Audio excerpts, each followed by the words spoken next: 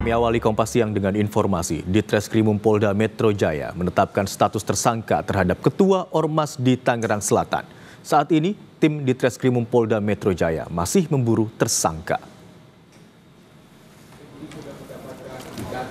Di Reskrimum Polda Metro Jaya, Kombes Wira Satya Triputra menyebut Ketua Ormas yang ada di Tangerang Selatan ditetapkan dalam daftar pencarian orang atau buron.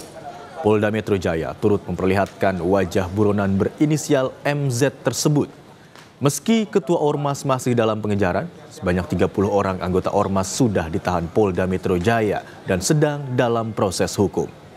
Ormas ini diduga melakukan tindak kekerasan, ancaman, hingga merusak palang pintu masuk RSU Tangerang Selatan. Satu pekerja mengalami luka akibat dianiaya. Dan kami sudah menetapkan tersangka terhadap Ketua PP Tangerang Selatan, dan saat ini yang bersangkutan masih dalam pengejaran dan kami tetapkan sebagai daftar pencarian orang. Ini kami tetapkan sebagai daftar pencarian orang.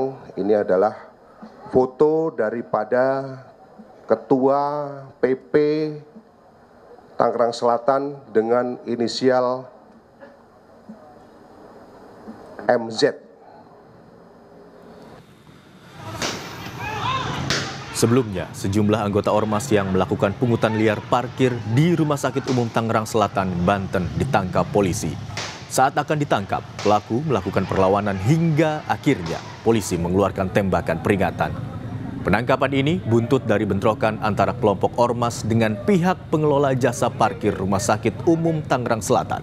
Selanjutnya, dengan pengawalan personil Brimob bersenjata lengkap, puluhan anggota Ormas ini dibawa ke Polda Metro Jaya guna penyelidikan lebih lanjut.